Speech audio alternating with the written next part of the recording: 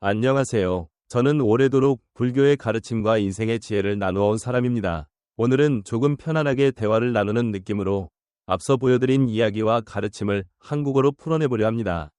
내용은 그대로 지키면서 말투만 구어체로 바꾸었고 중간에 숫자로 구분된 제목이나 외국어 단어는 모두 없앴습니다.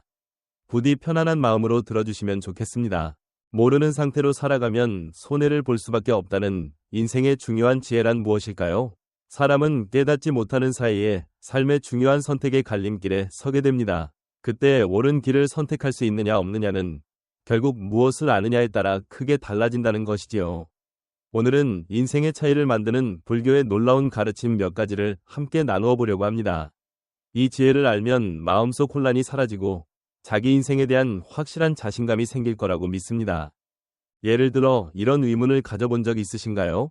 왜 성실하고 진실하게 살아가는 사람일수록 외로움을 자주 느끼게 되는 걸까? 누구보다 열심히 노력하는데도 어쩐지 보상받지 못하는 이유는 뭘까? 이걸 알면 외로움을 힘으로 바꾸는 길이 보이게 됩니다. 그리고 정말로 마음이 크다는 사람은 어떤 사람일까요? 아무에게나 다정하게 대하고 모든 것을 받아들이는 게 진정한 마음의 크기일까요? 불교의 가르침을 통해 진짜 강인함이란 무엇인가를 알게 되면 인간관계가 달라집니다.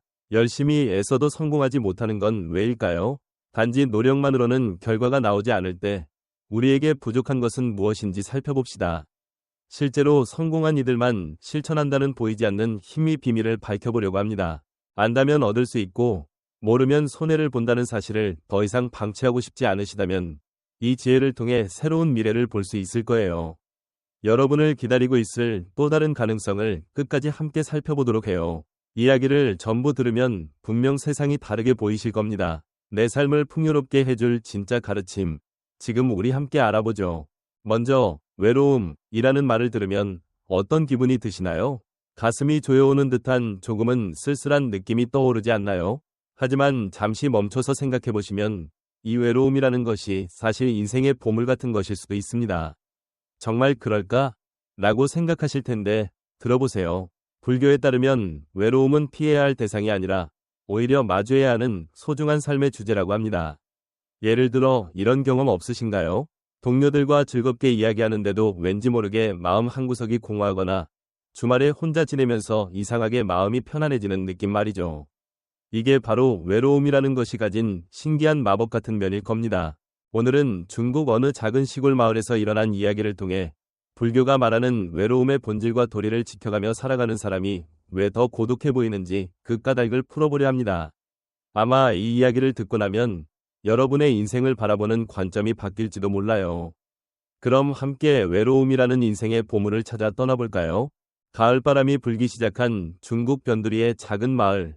그날 마을 사람들은 깊은 슬픔에 잠겨 있었습니다. 마을의 절에서 큰 기둥 역할을 하던 리민과 완한 부부가 세상을 떠났기 때문입니다.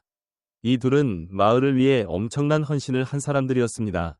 길과 다리를 새로 놓고 학교와 진료소를 세워 마을 사람들이 안심하고 살아갈 터전을 함께 만들어 왔죠. 그런데 이상하게도 이 부부는 늘 사람들과 약간의 거리를 두고 지내는 듯 보였습니다. 아무도 그들의 속마음을 들어본 적이 없고 아무도 그들의 사생활을 잘 몰랐지요. 마을 사람들은 고개를 갸웃했습니다. 그렇게나 훌륭한 분들이었는데 왜 늘 고독해 보였을까? 마을을 위해 그토록 애썼는데 행복하지 못하셨던 걸까?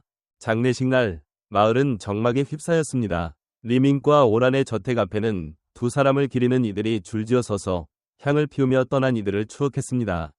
리민님은 엄격했지만 공평한 분이셨지. 오란님은 상냥했지만 어딘가 쓸쓸한 느낌이 있었어. 두 분 다 마을을 제일 먼저 생각해 주셨지. 사람들 마음속에는 점차 불쌍한 분들이었다 는 생각이 번져갔습니다. 바로 그때 한 떠돌이 스님이 마을에 들어왔습니다. 마을 사람들은 슬픔 속에서도 낯선 스님을 따뜻하게 맞이했고 두 사람의 이야기를 전해주었습니다. 스님은 차분히 그 말들을 듣다가 조용히 입을 열었습니다. 두 분은 외로운 채로 생을 마감하신 거로군요. 마을 사람들은 깜짝 놀랐습니다. 이 스님이 마치 리민과 오란의 인생을 꿰뚫어 본 것 같은 기분이 들었기 때문이죠. 스님은 말했습니다. 저는 먼 곳에서 온 떠돌이 승려입니다. 두 분의 삶에 대해 조금 이야기해보려 하는데 괜찮겠습니까? 마을 사람들은 스님을 저택 안으로 모셨습니다. 널찍한 방에 자리를 잡은 스님은 천천히 말을 이어갔습니다. 먼저 안심하십시오. 리민님과 오란님은 아주 행복하게 생을 마감하셨습니다. 이 말에 마을 사람들은 놀란 눈으로 스님을 바라보았습니다. 독생독사, 홀로 태어나고 홀로 죽는다. 는 말을 들어본 적 있으신가요? 스님이 묻자 마을 사람들은 고개를 갸웃했습니다. 사람은 누구나 혼자 태어나고 혼자 죽습니다. 아무리 부부라 해도 태어날 때도 죽을 때도 결국은 혼자라는 뜻이지요. 마음 가장 깊은 곳에 있는 비밀은 누구도 완전히 알아줄 수 없습니다. 스님은 말을 이었습니다. 그렇다면 여러분, 사람은 왜 외로움을 느낀다고 생각하십니까? 마을 사람들은 곰곰이 생각에 잠겼습니다. 그러자 한 어르신이 조심스레 말했습니다. 아마 마음속에 무언가를 쌓아두고 있어서 그런 게 아닐까요? 무거운 것이 있는 듯해요. 그러자 스님은 부드러운 미소로 답했습니다. 맞습니다. 우리 마음속에는 눈에 보이지 않는 짐이 있습니다.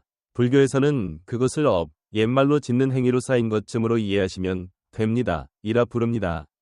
스님은 마을 사람들을 둘러보며 차분히 설명을 이어갔습니다. 업이란 지금까지 우리가 해온 모든 행위를 말합니다.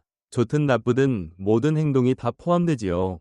그리고 그 업은 마음속 깊이 각인되어 축적됩니다. 마음 가장 깊은 곳을 아래야식, 마음의 창고 같은 곳이라 부르는데 그곳에 업이 고스란히 쌓이는 겁니다. 이 아래야식에 축적된 업은 우리가 세상을 바라보는 방식과 느끼는 방식에 엄청난 영향을 끼칩니다. 다시 말해 우리 눈에 비치는 세상은 자기 자신이 지어온 업에 따라 색이 입혀진 모습이라는 겁니다. 그래서 똑같은 세상에 살고 있어도 사람마다 받아들이는 느낌이 전혀 다르게 나타나지요. 누군가는 즐거움을 느끼는데 또 다른 사람은 슬픔을 느끼는 시기입니다. 각각의 마음속에 쌓인 업이 다르기 때문이죠. 스님은 리민과 오란 부부의 집족을 바라봤습니다. 두 분이 어떤 업을 많이 쌓아오셨는지 우리는 전부 알 수 없습니다. 다만 짐작컨대 마을을 위해 헌신하기를 간절히 바라는 업, 혹은 둘이 함께 무언가를 이루겠다는 업이 많았을 수도 있겠지요. 하지만 우리가 전혀 모르는 다른 업이 있었을 수도 있습니다. 그렇기에 두 분이 느꼈던 고독의 이유를 저희가 완전히 알 수는 없는 것입니다. 마을 사람들은 고개를 끄덕였습니다. 고독해 보이는 모습의 속사정은 본인만이 알 수 있구나. 함부로 단정하면 안 되겠구나. 하고 다시 깨달은 것이지요. 그때 한 젊은 여성이 스님에게 물었습니다. 스님, 리민님과 오란님처럼 훌륭한 분들이 왜 외롭게 지내셨던 걸까요? 모두가 존경하는 분들이고 마을을 위해 그렇게 애쓰셨는데 사람들과 기쁨을 나누면 더 좋았을 것 같은데요. 스님은 그녀의 물음에 미소 지으며 답했습니다. 그 마음 이해합니다. 하지만 사실은요, 올바르게 살아가는 사람일수록 스스로 고독을 택하고 살아가는 경우가 많습니다. 마을 사람들은 위아해하며 놀랐습니다. 정도를 지킨다는 것과 고독해진다는 것이 어떻게 이어지나요? 스님은 이렇게 설명했습니다. 크게 두 가지 이유가 있습니다. 먼저, 자기만의 가치관이나 믿음을 지키는 일입니다. 바른 길을 가는 사람은 자신이 옳다고 믿는 바를 중요하게 여기죠. 주변 상황에 흔들리지 않으며 자기 생각을 쉽게 굽히지 않습니다. 예를 들어 리민님은 마을 발전을 위해 때로는 주변의 반대를 무릅쓰고 새로운 일을 추진하셨을지도 모르고 오란님은 전통적인 남녀 역할에 얽매이지 않고 자기 역량을 최대한 살리려 하셨을 수도 있습니다. 이건 둘 다 마을의 미래를 믿고 자기들이 그리는 이상을 끝까지 지키려 했기 때문에 가능한 일이죠. 하지만 대부분 사람들은 주변에 맞춰가는 걸 선호합니다. 그래서 자기 의견을 분명히 내세우는 사람을 불편해하고 싫어하기도 하죠. 그 결과 자기 믿음을 굽히지 않는 사람이 고립되기 쉬워지는 겁니다. 두 번째 이유는 사물을 깊이 파고들어 생각하기 때문입니다. 올바르게 살려는 이들은 겉으로 드러난 것에 만족하지 않고 진짜 본질을 찾아보려 노력합니다. 리민님과 오란님도 마을 문제의 뿌리를 찾아보고 장기적인 해결책을 고민했을지 모릅니다. 하지만 대부분 사람들은 깊게 생각하는 걸 어려워하고 그저 쉽게 받아들일 수 있는 통념에 의존합니다. 그러다 보니 깊이 파고드는 사람은 다른 존재가 되기 쉽죠. 스님은 마을 사람들을 살펴보며 말을 이었습니다. 이렇게 바른 길을 가는 사람이 고독해지는 이유는 자기 가치관이나 믿음, 생각하는 방식, 살아가는 태도가 다수와 다르기 때문입니다. 고독한 길을 걷는 건 결코 쉽지 않지만 자기 인생의 목표를 실현하려면 피할 수 없는 선택이 될 수도 있겠지요. 마을 사람들은 고개를 끄덕였습니다. 아, 리민님과 오란님이야말로 자기들의 믿음을 굳게 지키고 사물을 깊이 고민하며 마음의 풍요로움을 추구하면서 더 앞을 내다봤던 분들이구나 하고 깨닫게 된 거죠. 마지막으로 스님은 사람들에게 말했습니다. 고독은 바르게 사는 이들이 짊어지는 숙명일지도 모릅니다. 하지만 결코 슬픈 일만은 아닙니다. 외로움과 마주하고 자기 자신과 대화해보면 삶의 의미를 찾을 수 있거든요. 이 이야기를 통해 외로움을 받아들이는 용기, 그리고 타인을 배려하는 마음이 얼마나 소중한지 느껴보셨으면 좋겠습니다. 똑바로 사는 길은 때론 외로운 길일 수 있지만 그 길 끝에는 분명 마음의 풍요로움과 진정한 행복이 찾아올 겁니다. 스님의 말에 마을 사람들은 깊이 감동했습니다. 그리고 리민과 오란의 삶을 통해 외로움과 마주하며 바르게 살아가는 것의 의미를 깨달았습니다. 사람들은 스님께 감사 인사를 전하고 앞으로 각자의 삶을 잘 살아가겠다고 다짐했습니다. 가을바람이 마을 사람들의 새로운 결의를 실어가듯 불어오고 있었고 그 곁에서 리민과 오란은 마치 자기들 몫을 다 해냈다는 듯 아주 평온하고 만족스러운 모습으로 잠든 채 사람들을 지켜보고 있는 듯 했습니다. 이야기는 여기까지입니다. 이제 외로움의 본질을 조금 더 살펴봅시다. 대승불교 경전 가운데 하나인 어떤 글귀에 이런 말이 있습니다. 일즉일체 일체즉일, 하나가 곧 전부이며 전부가 곧 하나. 우리 한 사람 한 사람은 독립된 존재이면서도 동시에 모든 것이 연결되어 있다는 뜻입니다. 이는 우리가 근본적으로 혼자인 존재이면서도 동시에 서로 얽혀 있다는 외로움의 참된 모습을 잘 보여줍니다. 예를 들어 우리는 모두 태어날 때 혼자고 죽을 때 역시 혼자입니다. 살면서 가족이나 친구, 연인, 직장 동료처럼 소중한 이들을 만나지만 그것은 어디까지나 물리적인 관계일 뿐 마음 깊은 곳까지 완벽하게 통한다는 보장은 없습니다. 왜냐하면 우리 마음 안에 있는 모든 생각을 전부 말로 표현할 수도 없고 또 100% 이해받기도 어렵기 때문이죠. 부모-자식 관계든 부부든 절친한 사이여도 말할 수 있는 것과 말하지 못하는 것이 있기 마련이고 설령 말한다 해도 상대가 내 마음을 온전히 알아줄 수는 없습니다. 누구나 마음속에 남에게는 도저히 이해받지 못할 비밀 영역이 있기 때문이지요. 우리가 서로를 완전히 이해하기 어려운 까닭은 사람마다 겪어온 삶의 체험이 모두 다르기 때문입니다. 각자 살아오며 쌓아온 체험이 마음속에 깊이 새겨져 각자가 바라보는 세상을 만들어냅니다. 그래서 다른 이가 경험 속에서 만들어낸 세계를 완전히 알 수는 없는 겁니다.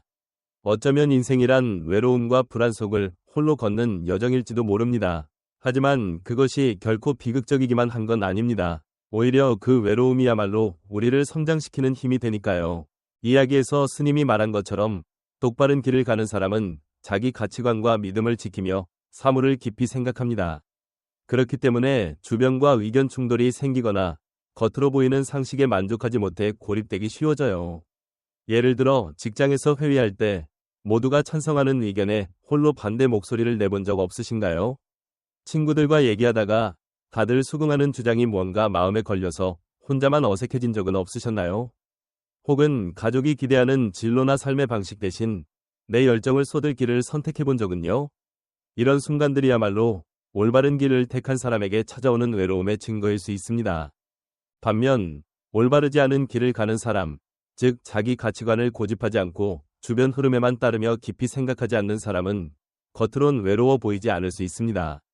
왜냐하면 주변과 갈등이 적고 거칠애만으로도 쉽게 인간관계를 유지할 수 있기 때문이죠. 그런데 여기에 함정이 있습니다. 이런 사람은 결국 나쁜 형태의 외로움에 시달릴 가능성이 큽니다. 왜냐하면 진짜 내 마음이나 가치관을 감추고 주변에 맞추기 위해 자기 본심을 억누르다 보면 내면의 길을 잃고 허무함을 느끼게 될 수도 있기 때문이지요. 정리해보면 바른 길을 가든 아니든 누구나 고독과 마주해야 합니다. 다만 그 고독의 결이 다를 뿐이죠. 바르게 사는 사람의 고독은 주변과 의견이 달라도 자신이 옳다고 믿는 길을 걷는 데서 오는 고독입니다. 반면 바르지 않게 사는 사람의 고독은 남들에 맞추느라 진짜 내 모습을 눌러버림으로써 느끼게 되는 고독입니다. 그렇다면 이 외로움과 어떻게 잘 마주해야 할까요? 여기서 불교 가르침을 현대 생활에 적용해 볼 수 있겠습니다. 우선 자기 자신을 깊이 이해하는 일부터 시작해보세요. 외로운 시간을 잘 활용해 나 스스로와 마주하는 겁니다. 명상이나 일기를 써보는 건 내 진짜 생각과 가치관을 들여다보기에 훌륭한 방법입니다. 예를 들어 밤에 잠들기 전에 10분 정도 고요히 앉아 호흡에 집중해보세요. 또 하루 동안 있었던 일이나 느낀 감정을 아무 꾸밈 없이 써내려가는 것도 좋습니다. 다음으로는 타인을 헤아리는 마음을 키우는 게 중요합니다. 내가 외로움을 느끼는 것처럼 다른 이들도 저마다 비슷하게 외로움을 느낀다는 걸 이해해야 해요. 다른 이들에게 따뜻함을 베풀면 그 순간 마음이 연결되어 있다는 느낌을 경험할 수 있습니다. 예를 들어 대중교통에서 지친 얼굴에 누군가가 보이면 살짝 자리를 양보해 본다든지, 직장이나 학교에서 곤란해하는 사람에게 다정한 말 한마디를 건네본다든지, 이웃 중에 연세 드신 분이나 아이를 돌보느라 힘든 분이 있다면 조금 손을 보태보는 식이지요. 이런 작은 행동이 사실은 아주 큰 의미를 가진답니다. 그리고 지금 여기에 집중하는 것도 중요합니다. 과거의 후회나 미래의 불안에 사로잡히지 말고 지금 이 순간에 몰두해보세요. 예를 들어 밥을 먹을 땐 음식의 맛과 향, 식감을 오롯이 느끼는데 신경을 써보고, 산책할 때는 발바닥에 전해지는 땅의 느낌, 주위 풍경이나 새소리에 귀 기울여보는 겁니다. 또 감사를 느끼는 마음을 가꾸는 것도 외로움에 맞서는 좋은 방법입니다. 매일의 사소한 행복에 고마워하기 시작하면 마음이 점점 넉넉해지고 외로움이 한결 가벼워집니다. 자기 전 오늘 좋았던 일 3가지를 떠올려보는 습관을 들이면 좋습니다. 아주 사소한 일이어도 괜찮습니다. 맛있는 차를 마셨다.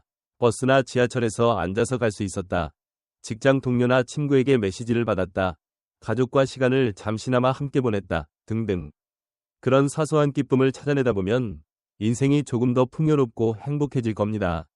마지막으로 자기답게 사는 태도를 끝까지 지키는 것이 정말 중요합니다. 주변과 달라도 나만의 신념과 가치관을 소중히 여기세요. 그게 진짜 충만함과 행복으로 이어지는 길입니다. 내 마음에 정직하게 살아간다는 건 때론 큰 용기가 필요하지요. 하지만 바로 그 길에서 참된 나 자신을 만날 수 있다고 믿습니다. 여기까지의 이야기를 돌아보면 우리는 모두 태어나서 죽을 때까지 근본적으로 혼자 나는 존재입니다. 그리고 올바른 길을 걷고자 한다면 외로움을 더욱 짙게 느끼게 됩니다. 하지만 이 외로움이야말로 성장과 깨달음을 가져다주는 열쇠라는 것도 놓쳐서는 안 됩니다. 고독은 피해야 할 존재가 아니라 오히려 인정하고 품어야 할 대상입니다. 혼자 있는 시간은 내면을 들여다보고 참된 나를 발견하게 해주는 소중한 기회가 됩니다. 그리고 그 과정에서 얻게 된 깨달음이나 성장은 오히려 다른 사람들과 더 깊은 유대 관계를 맺도록 해주는 힘이 됩니다. 리민님과 오라님 이야기를 통해 무엇을 얻을 수 있을까요? 이들은 주변 시선을 신경 쓰지 않고 자신들의 신념을 지키며 살았습니다. 때론 외로운 길이었지만 그 외로움이야말로 두 사람을 성장시키고 마을 사람들의 존경과 신뢰를 한몸에 받게 해준 원동력이 되었겠지요. 우리도 이들처럼 자기 믿음을 지키며 외로움과 마주하는 용기를 낼 필요가 있습니다. 그럴 때 더 깊은 자기 이해와 진정한 타인과의 연결을 경험할 수 있을 겁니다. 마지막으로 여러분께 묻고 싶습니다. 지금 어떤 외로움과 함께하고 계신가요? 그 외로움은 여러분에게 무슨 메시지를 주려 하고 있을까요? 오늘부터라도 그 외로움의 목소리에 귀 기울여보면 어떨까요? 분명 내 삶을 더 충만하게 만드는 무언가를 발견하게 되리라 믿습니다. 예를 들어 매일 잠깐이라도 조용히 앉아 호흡에만 집중해보는 건 어떨까요? 10분이면 충분합니다. 그리고 하루를 마무리할 때 있었던 일이나 감정을 솔직하게 일기에 적어보는 것도 좋습니다. 잠들기 전 오늘 좋았던 일 3가지를 떠올려 감사해야 하는 습관도 괜찮습니다. 또 일상 속에서 다른 이들에게 조그만 친절과 배려를 의식적으로 실천해보세요. 그러면 분명 서로 연결되어 있다는 감각을 느낄 수 있을 거예요. 무엇보다도 내 가치관과 믿음을 깊이 고민하고 그것을 지키겠다는 결심이 중요하겠지요. 이런 작은 걸음들이 바로 외로움과 새로운 관계를 맺는 시작이 될 겁니다. 외로움은 무서운 것이 아니라 내 삶을 반짝이게 해줄 보물이라는 사실을 잊지 마세요. 옛 중국의 어느 사상가가 이런 말을 남긴 적이 있습니다. 홀로 서대 봄바탕을 지키고 세상과 잘 어우러져라. 결국 이는 좋은 의미의 외로움을 잘 살려나가라는 뜻이지요. 오늘 이야기가 여러분 삶에 조금이라도 도움이 되었으면 합니다. 외로움과 마주하고 자기답게 살아갈 용기를 낸다면 우리의 인생은 분명히 더 풍요롭고 깊이 있는 길로 이어지리라 믿습니다. 이제 사람의 마음 그릇에 대해 한번 생각해보죠. 많은 분이 마음이 크다고 하면 화를 참아내고 모든 것을 받아들이는 평온한 성격을 떠올리곤 하시더군요.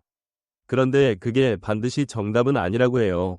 진짜 마음이 큰 사람은 필요할 때 아니오라고 말할 수 있는 단호함을 가진 사람이라는 겁니다. 이런 사람은 그냥 남에게 휩쓸리는 게 아니라 자기 자신을 제대로 지키면서도 상황에 맞게 적절한 판단을 내릴 줄 압니다. 다시 말해, 자기 신념과 가치관에 따라 행동하고 다른 이들의 기대나 압박에 휘둘리지 않는 단단함을 갖춘 사람이 진정으로 그릇이 크다고 할 수 있지요. 오늘은 이런 진짜 마음이 큰 사람이 어떤 모습인지, 그리고 그렇게 되려면 어떻게 해야 하는지를 보여주는 두 가지 이야기를 전해드리려 합니다. 먼저 인도의 한 마을에서 벌어진 일을 나눠볼까 해요. 어느 날 한 임금이 스님을 찾아왔습니다. 임금은 스님께 깍듯하게 예를 갖춘 뒤 이렇게 말했습니다. 스님 덕분에 예전과 전혀 다른 사람이 되었습니다. 한때 저는 무척 냉혹하여 서슴지 않고 사형 같은 무거운 벌을 내리던 이였습니다. 그런데 스님 가르침대로 자비심을 키운 뒤로는 단 한 사람도 벌 주지 못하고 화도 잘 내지 않게 되었습니다. 모든 일을 다정하게 바라보려 애쓰다 보니 그 결과 왕국에서 범죄가 오히려 늘고 사람들은 제 온화함을 악용합니다. 어찌하면 좋을까요? 스님은 임금의 얘기를 듣더니 잔잔한 미소를 지으며 대답했습니다. 그 의문에 대한 해답이 담긴 이야기가 하나 있습니다. 잘 들어보시지요. 그리고 스님은 옛날 이야기 하나를 꺼내놓았죠. 옛날 어느 마을 다리 밑 커다란 나무 뿌리 근처에 맹독을 가진 뱀이 살았습니다. 그 뱀은 이유도 없이 사람들을 공격했고 셀 수 없이 많은 이들이 이 뱀에게 목숨을 잃었습니다. 마을 사람들은 이 뱀이 두려워서 아예 나무 근처엔 얼씬도 하지 않았지요. 어느 날 한 수행 승려가 그 마을을 지나가다 우연히 그 나무를 발견했고 그 그늘 아래서 잠시 쉬며 명상을 하려고 했습니다. 마을 사람들은 위험한 뱀이 산다고 경고했지만 승려는 미소만 지을 뿐 전혀 겁내지 않았죠. 그러자 뱀이 굴에서 나와 사납게 승려에게 덤벼들었습니다. 그런데 승려가 뱀의 눈을 지그시 바라보며 주문을 읊조리자 놀랍게도 뱀은 그 소리에 귀를 기울이더니 승려와 마음을 주고받기 시작했습니다. 뱀은 물었습니다. 당신은 왜 나를 두려워하지 않지? 여긴 내 구역이야. 왜 감히 여기 있는 거지? 승려는 흔들림 없는 목소리로 말했습니다. 나는 죽음조차 두렵지 않은 사람이오. 그런 내가 왜 당신을 무서워하겠소? 그런데 되레 당신이 죽음을 두려워하는 것처럼 보이오. 그래서 다른 이들을 마구 물어뜯는 거 아닙니까? 뱀은 깜짝 놀랐습니다. 자기를 무서워하거나 죽이려 들지 않는 사람은 처음이었거든요. 정말 그러네. 나는 언제나 내 목숨을 지키려고 가까이 오는 자들을 공격했어. 그렇지 않으면 내가 먼저 죽임을 당할 거라고 믿었거든. 승려는 고개를 끄덕이며 이어 말했습니다. 물론 자기 목숨을 지키는 건 중요하지요. 하지만 잘 생각해 보십시오. 목숨은 언젠가 반드시 끝나는 것입니다. 그걸 두려워한 나머지 다른 생명을 해치는 대신 모든 존재에게 자애를 베푸는 법을 배워보시죠. 그게 진짜 강함입니다. 뱀은 승려의 말을 가슴 깊이 새기고 자리를 떠났습니다. 그리고 사람을 물지 말라는 가르침을 지켜야겠다고 결심했지요. 더 평온한 삶을 살고 싶었기 때문입니다. 그러나 현실은 예상과 달랐습니다. 뱀이 사람을 물지 않는다는 소문이 마을에 퍼지자 사람들은 태도를 바꿔버렸습니다. 예전엔 뱀이 무서워 가까이 오지도 않더니 이젠 뱀을 놀리고 괴롭히기 시작한 겁니다. 어떤 이들은 뱀을 직접 해치기까지 했고 뱀은 매일 상처투성이가 되어갔습니다.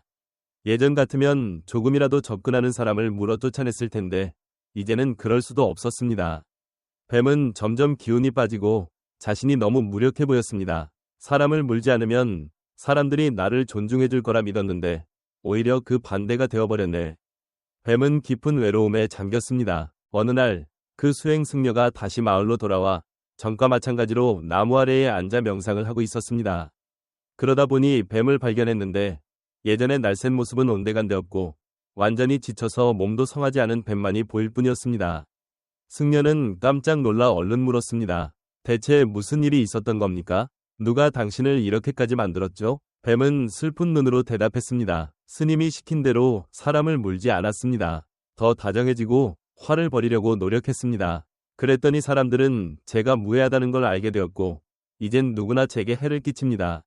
저는 맞서지 못하고 이렇게 초라한 모습이 되었습니다. 어쩌다 이렇게 된 걸까요? 그러자 승려는 부드럽게 웃으며 말했습니다. 자네는 내 말을 오해했구려. 나는 물지 말라고 했지만 자기를 지키는 일까지 포기하라고 한 건 아니었네. 자애로움을 실천하는 건 훌륭한 일이지만 그게 무방비하다는 뜻은 아니지. 상황에 따라선 위협만 하고 물지 않는 방식으로도 자신을 지켜야 하네. 이 말에 뱀은 비로소 깨달았습니다. 그렇구나. 자애와 나약함은 다른 것이었어. 뱀은 무모하게 공격하지 않되 필요하면 스스로를 지킬 힘을 내겠다고 결심했습니다. 그리고 스님은 이 이야기를 왕에게 전하며 이어서 말했습니다. 전하께서도 같은 실수를 범하고 계신 겁니다. 제가 잔혹함을 버리라고 말씀드렸지만 왕으로서의 책임까지 내려놓으라고 말한 적은 없습니다. 왕은 잠시 곰곰이 생각에 잠기더니 다시 물었습니다. 그럼 저도 그 뱀처럼 그냥 자비만 베풀어서는 안 된다는 말씀이군요.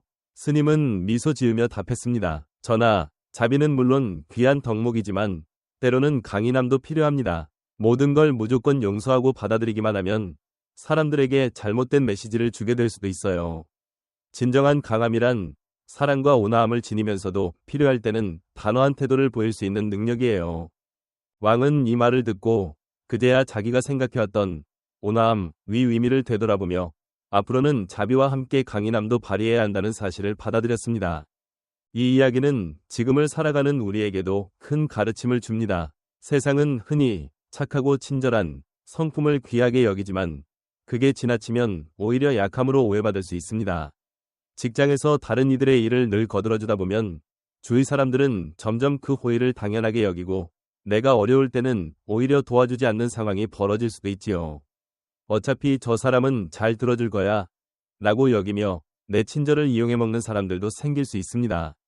연인 관계에서도 마찬가지입니다. 한쪽이 늘 너그럽게 상대 잘못을 받아주면 다른 쪽이 어차피 용서해주겠지 라고 굳게 믿게 되어 서로를 위해 노력하려는 태도가 흐려질 수 있죠. 또 지나치게 부드러워 보이면 상대에게 만만히 여겨져서 공격의 대상이 되기도 합니다. 자기 울타리를 제대로 치지 않으면 세상의 거친 면에 쉽게 다치게 되는 겁니다. 그래서 우리는 친절과 함께 강인함도 챙겨야 합니다. 필요할 땐 단호히 안 됩니다 라고 말할 줄 알아야 하고 내 선을 분명히 그어야 합니다. 그래야 나 자신을 보호할 수 있어요. 앞서 뱀이 겪은 일처럼 자애로움은 결코 어리석음이 아니면 강인함과 함께 존재해야 비로소 완전해집니다. 그래야 다른 이들에게 이용당하지 않고 균형 잡힌 관계를 맺으면서 인생의 어려움도 잘 이겨낼 수 있습니다.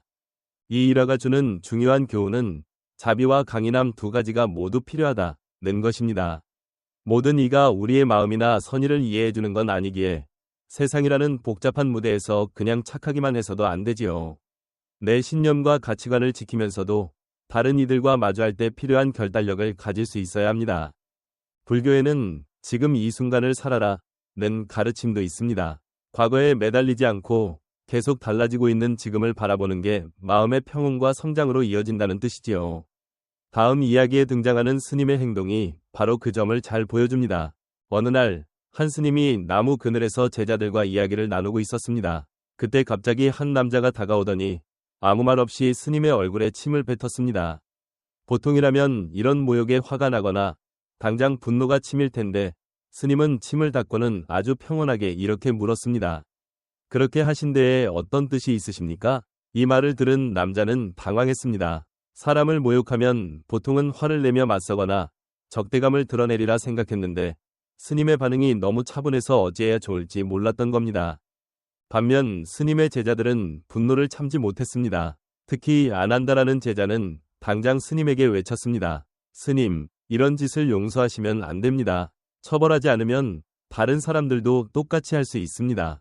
하지만 스님은 차분한 목소리로 이렇게 답했습니다. 그가 나를 모욕한 게 아니라 너희들이 나를 모욕하고 있구나. 이 말에 제자들은 깜짝 놀랐고 스님은 덧붙였습니다. 저 사람은 나를 잘 모르지. 소문만 듣고 제멋대로 이미지를 만들어서 그 이미지에 침을 뱉었을 뿐이네. 나는 그 이미지와 다르니까 모욕당한 게 아니야. 그래서 더 하실 말씀이 있느냐고 물어본 거지. 침 뱉는 것도 일종의 의사표현이니까. 그런데 너희들은 어떤가? 이렇게 오래 나와 지냈으면서도 여전히 감정에 휘둘리고 있잖아. 도리어 너희가 나를 더 깊이 욕보이고 있는 거지.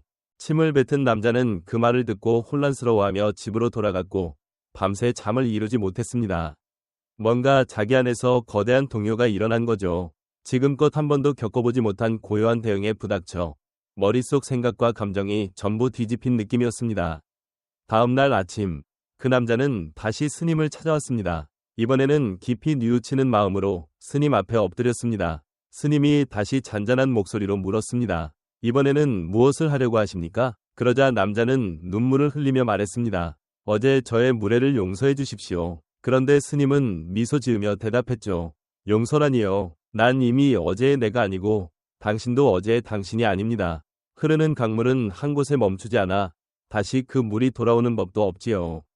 그와 마찬가지로 사람도 늘 변합니다. 당신이 침을 뱉던 순간에 나와 지금의 나는 달라요. 그리고 어제의 당신과 오늘의 당신도 전혀 다른 존재니 용서라는 개념 자체가 필요 없답니다. 이 일화가 우리에게 전하는 메시지는 다른 이의 말과 행동에 휘둘리지 않고 마음속 평온을 유지하는 게 얼마나 중요한가 하는 점입니다. 누군가가 나를 모욕하거나 상처 주려 해도 그 순간에 매몰되지 않고 마음의 고요함을 간직하는 것이야말로 진짜로 그릇이 큰 모습이겠지요. 우리는 늘 흐르는 강과도 같이 변하는 존재입니다. 어제의 일이나 실수, 상처에 묶이지 않고 오늘 새롭게 맞이한 시간 속에서 또 다른 나로 살아간다는 것을 기억해야 합니다. 그리고 다른 이 부정적인 행동조차 너그럽게 바라볼 수 있는 자비심을 기르는 것이야말로 불교가 말하는 마음의 넉넉함이라고 할 수 있습니다. 자, 이제 마지막으로 노력에 관해 이야기해 봅시다. 여러분은 직장이나 인생에서 얼마나 열심히 달려오셨나요? 날마다 몰려드는 일과 압박감 속에서도 어떻게든 성취를 이루려고 애써오지 않으셨을까 싶어요. 하지만 잠시 멈춰 생각해보면 노력이 전부는 아닐 수도 있습니다. 혹시 우리가 노력의 본질을 제대로 보지 못하고 있는 건 아닐까요? 이번에는 노력 이상으로 중요한 무엇을 알려주는 이야기를 2개 나누어 보겠습니다. 처음 이야기는 회사에서 열심히 일하는 우리가 종종 잊어버리기 쉬운 근본을 짚어줍니다. 무작정 노력만 한다고 해서 반드시 성과가 따라오는 건 아니니까요. 때로는 주변의 잡음이나 과도한 부담에 휩쓸려 정작 자기 길을 잃어버리기도 합니다. 정말로 중요한 건 밖의 시끄러운 소리나 압박에 끌려다니지 않고 내 마음에 집중해 균형을 지키는 힘입니다. 어느 날 35살의 회사원 야마다 씨가 커다란 고민을 안고 상사를 찾았습니다. 그는 한숨을 쉬며 피곤해 보이는 얼굴로 말했죠. 부장님, 전 이제 한계 같습니다. 이 부서에서 일하는 게 정신적으로 너무 힘듭니다. 직장 동료들 사이의 말다툼이 너무 잦고 뒤에서 험담이 끊이지 않아요. 그런 환경에선 도무지 집중할 수가 없습니다. 좀 더 조용하고 차분한 부서로 이동시켜 주실 수 없을까요? 부장은 그의 말을 조용히 듣고 고개를 끄덕이며 물었습니다. 왜 그런 생각이 들었나? 구체적으로 어떤 상황이 그렇게 괴로웠는지 조금만 더 자세히 말해주게. 그러자 야마다 씨는 점점 울분이 차오르는지 이어 말했습니다. 부장님, 사람들이 온통 권력 싸움이니 사내 정치니 이런 것에만 몰두하고 제 험담이나 동료 험담이 난무합니다. 그런 분위기에선 전혀 일에 몰두할 수가 없어요. 그래서 더 조용한 부서로 옮겨가고 싶습니다. 그렇지 않으면 이 회사에서 더는 버티기 힘듭니다. 잠시 침묵 뒤 부장은 부드럽게 웃으며 말했습니다. 좋네. 이동은 검토해보겠다네. 다만 그 전에 내 부탁 하나만 들어주게나. 야마다 씨는 살짝 안도한 듯 바로 대답했습니다. 물론입니다. 어떤 부탁이든 말씀하십시오. 그러자 부장은 책상 서랍에서 조그마한 컵을 꺼내더니 커피를 채워 가득 따라주었습니다. 그리고는 그 컵을 건네며 이렇게 말했어요. 이 컵에 담긴 커피를 한 방울도 흘리지 않고 사무실을 한 바퀴 돌아오게. 그걸 해낸다면 자네가 원하는 대로 하도록 하지. 야마다 씨는 살짝 당황했지만 상사를 믿고 컵을 받았습니다. 커피가 가득 찼으니 쏟아지지 않게 정말 조심조심 움직였지요. 주변 동료들의 시선이나 사무실 안의 소란엔 신경 쓰지 않고 온 신경을 컵에만 기울였습니다. 발걸음 하나하나 주의하면서 컵 안에 커피를 뚫어지게 쳐다보느라 고개도 들지 않았지요. 커피를 흘리지 않으려 애쓰다 보니 잡생각과 불안이 사라지고 오직 커피를 쏟지 말자는 한 가지에 집중했습니다. 그렇게 바깥 소음은 점점 머릿속에서 희미해졌고 마침내 야마다 씨는 커피 한 방울도 흘리지 않고 부장에게 돌아왔습니다. 그는 뿌듯하게 말했죠. 부장님, 해냈습니다. 사무실 한 바퀴를 도는 동안 커피를 한 방울도 쏟지 않았어요. 이제 약속대로 그 프로젝트 팀에서 빼주시는 거죠? 부장은 잔잔히 웃으며 말했습니다. 약속은 지킬 거네. 그런데 그 전에 자네에게 묻고 싶은 게 있네. 방금 걸으면서 동료들이 새 프로젝트에 대해 떠드는 말은 못 들었나? 혹은 누군가가 자네나 나를 험담하는 소리는 못 들었나? 야마다 씨는 잠시 생각하다가 아니요. 커피가 쏟아질까 봐 너무 집중해서 주의가 어수선했는지조차 몰랐습니다. 라고 답했습니다. 부장은 만족스럽게 고개를 끄덕였습니다. 그렇지. 전적으로 눈앞의 일에 집중하면 주변 잡담이나 험담은 전혀 귀에 들어오지 않는 법이네. 이 사무실에선 여기저기서 의견 충돌도 나고 불평불만도 터져나온다네. 하지만 중요한 건 그런 소리에 마음을 빼앗기지 않고 자신의 역할을 제대로 해내는 거야. 어느 부서로 옮기든 무례한 동료나 불평거리야 늘 있기 마련이지. 하지만 그에 어떻게 대응할지는 자네가 정하기 나름일세. 만약 자네가 목표와 책임에만 몰두할 수 있다면 바깥 세상의 소리는 그냥 배경음일 뿐일 거야. 어떤 환경에 가도 상사나 동료가 바뀌어도 결국 똑같이 힘든 일이 생기지 않겠나? 하지만 자네가 안에서 흔들리지 않고 자리를 잡는다면 어디에 가든 맡은 일을 해낼 수 있을 게야. 핵심은 자기 중심을 바로 세우고 남들 말이나 행동에 휩쓸리지 않는 일이야. 이 일화 속 장면에는 현대인에게 주는 중요한 교훈이 들어 있습니다. 일이나 직장 환경에 불만이 생기면 흔히 이직하거나 부서를 옮기는 등 외부 환경을 바꾸려 들지요. 그런데 실제로 문제의 뿌리는 내 마음에 있는 경우가 많습니다. 내 마음이 안정되지 못하면 아무리 좋은 환경으로 옮겨도 또다시 비슷한 불만과 스트레스가 쌓이게 됩니다. 아무리 훌륭한 직장이어도 마음의 균형을 못 찾으면 그곳이 나에게 평온을 주는 터전이 되기 어렵습니다. 현대 직장 생활에선 상사나 동료의 말에 대한 불만이나 업무 스트레스가 쉽게 쌓이죠. 그것들을 바꾸려 애쓰기만 하면 번번이 벽에 부딪히고 오히려 나를 더 지치게 할 수도 있습니다. 정말 중요한 건 남의 말이나 평가에 크게 흔들리지 않고 내가 맡은 일과 내 목표에 꾸준히 집중할 줄 아는 태도입니다.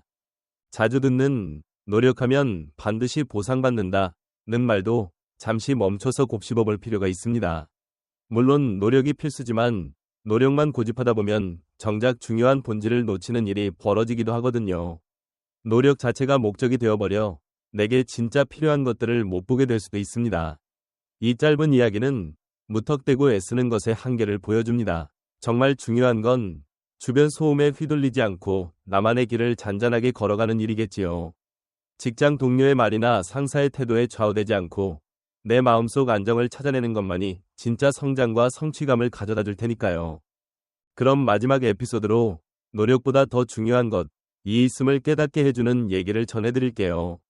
어느 날 40살 넘은 한 남성이 지친 얼굴로 어느 유명한 스승님을 찾아갔습니다. 그는 매일 쌓이는 스트레스와 초조함에 시달려 마음의 평온을 얻고 싶었대요. 직장과 가정에서 압박이 심해 늘 불안하고 생각이 꼬리에 꼬리를 물어 밤에도 잠을 못 잔다고 합니다. 이런 혼란에서 벗어나고자 스승님을 찾았죠.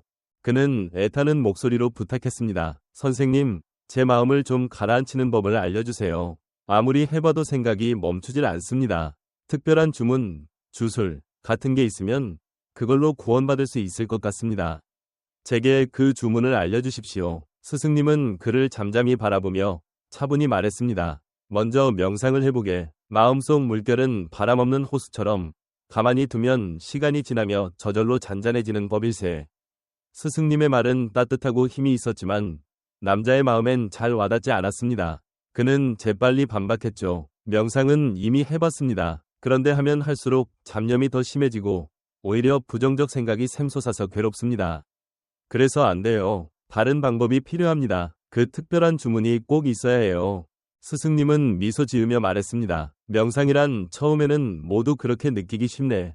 평소엔 무의식에 숨어있던 생각이 겉으로 올라오니까 더 시끄럽게 느껴지는 법이지. 그러나 무서워할 건 없네. 그 상황을 그대로 받아들이는 게 중요하네. 시간이 지나면 그 물결이 잠잠해지고 마음이 거울처럼 맑아지게 되지. 하지만 남자는 여전히 조급했습니다. 선생님, 그러면 해결이 안 될 것 같습니다. 제발 특별한 주문을 주세요. 그거 하나면 마음이 잔잔해질 거라 믿습니다. 스승님은 그의 간절한 모습을 보더니 잠시 생각하다가 좋다. 그럼 특별한 주문을 주마. 다만 절대 지켜야 할 게 있네. 이 주문을 외울 때 절대 원숭이를 떠올려선 안 된다. 혹시라도 원숭이를 생각하면 주문이 무효가 될 거야 하고 말했습니다. 남자는 원숭이라니요. 전 그런 걸 떠올려 본 적도 없습니다. 그건 아무 문제 없겠네요. 라며 신나게 돌아와 곧장 주문을 외우기 시작했어요. 그런데 첫 마디를 뱉자마자 원숭이를 떠올리면 안 된다. 라는 스승의 말이 머릿속에서 맴돌았습니다. 그리고 그 순간 한 번도 그렇게 생생하게 느껴본 적 없는 원숭이의 모습이 머릿속에 확 떠오른 겁니다. 남자는 황당했습니다. 아니, 왜 자꾸 원숭이가 보이지? 생각하지 말라니 더 떠오르잖아. 남자는 더더욱 원숭이를 지우려고 애썼지만 그럴수록 원숭이가 점점 또렷해지는 겁니다. 마치 머릿속에서 뛰어다니듯 원숭이 생각을 쫓아낼 방법이 없었지요. 그는 하루 종일 주문을 외웠지만 머릿속에서 원숭이가 떠나질 않아 식구와 친구 얼굴도 원숭이처럼 보일 지경이 되었습니다. 이러려고 스승님을 찾아간 게 아닌데 머릿속이 전보다 더 난장판이 된 거예요. 결국 다음 날 그는 완전히 지쳐버려 다시 스승님을 찾아가 울먹였습니다.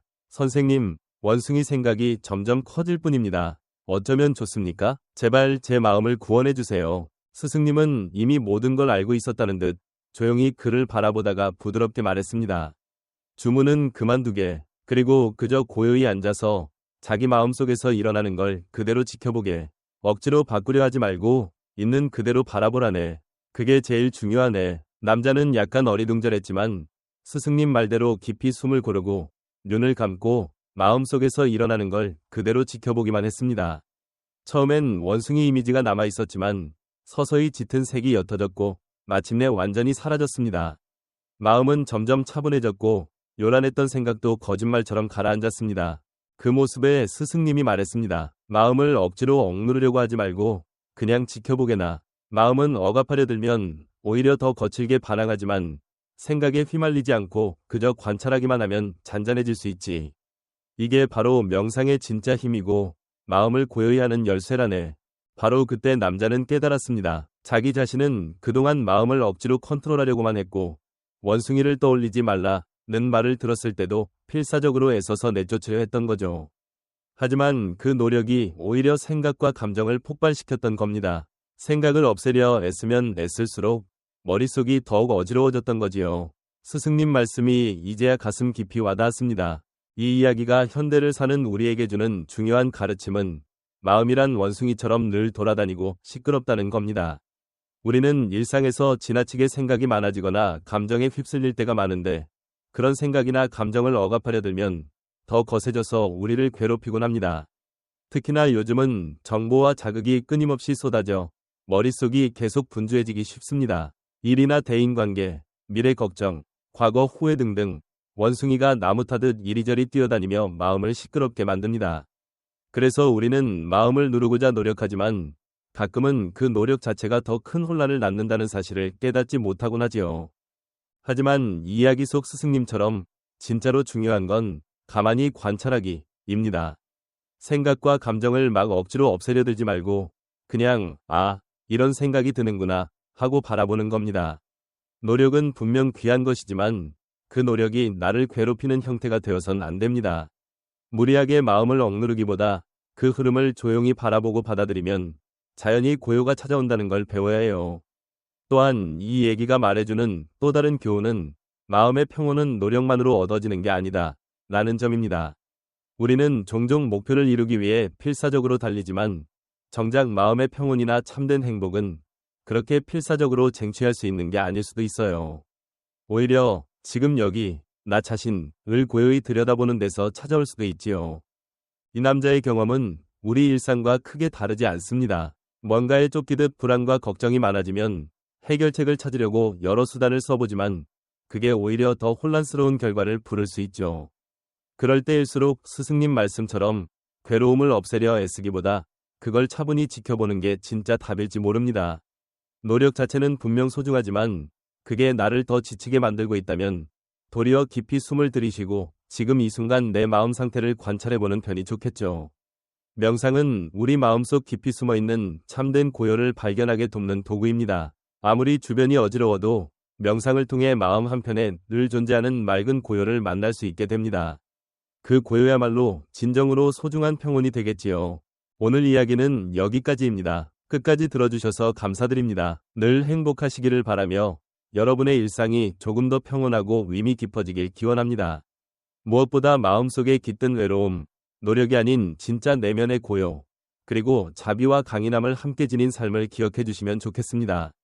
늘 건강하시고 함께 불교의 지혜를 나누며 살아가길 바랍니다. 감사합니다.